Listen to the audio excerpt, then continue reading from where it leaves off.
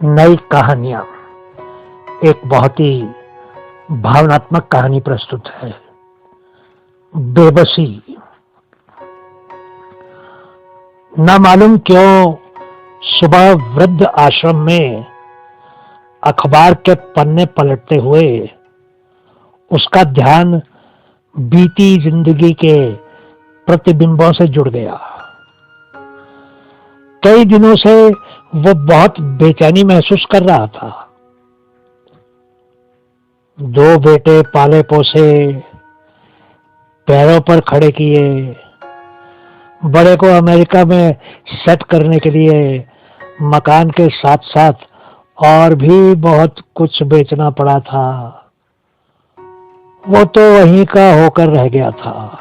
खैर, उसके वश में तो कुछ भी नहीं है, लेकिन यहाँ वाला बेटा तो सब कुछ कर सकता है।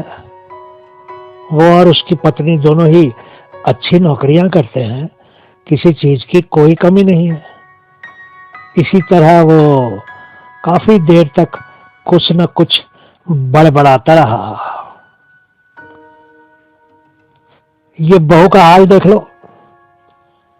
जब जरूरत थी तो बापूजी ये कर दीजिए, बापूजी वो कर दीजिए, लीजिए अपने पोते को घुमा कर ले आइए, अब मैं दफ्तर जा रही हूँ, जरा ध्यान रखिएगा। मैंने खुद दुख उठाकर पोते को पाला, परिवार के साथ रहता मैं भी अपने को किस्मत वाला ही मानता था।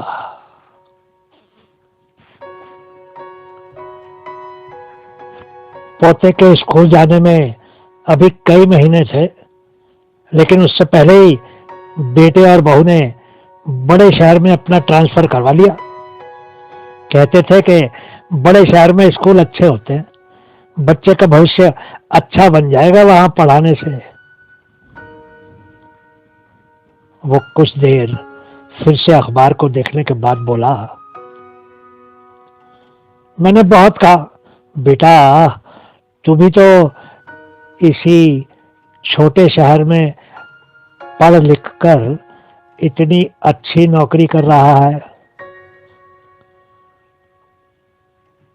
सब कुछ तो है हमारे इस शहर में। जवाब दिया था, नहीं बापूजी, हमारे जमाने की बात और थी, अब जमाना बदल गया है। दोनों का ट्रांसफर क्या हुआ, मेरा तो जीवन ही नरक हो गया। उस दिन दफ्तर से आते ही बहू ने फरमान सुना दिया था, बापूजी हम 2-4 दिनों में बड़े शहर चले जाएंगे, वहां मकानों का किराया बहुत ज्यादा है, अब आप अकेले यहाँ रह जाएंगे।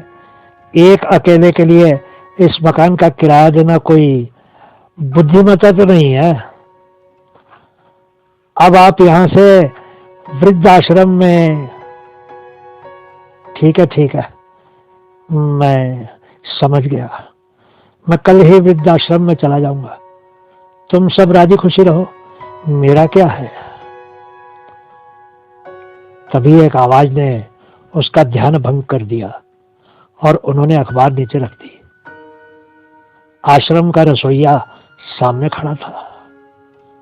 बाबा जी, किसको राजी खुशी रख रहे हो, लो चाय पी लो। नहीं कुछ नहीं, बस ऐसे ही कुछ याद आ गया था। उसने चाय का प्याला रसोइये से ले लिया।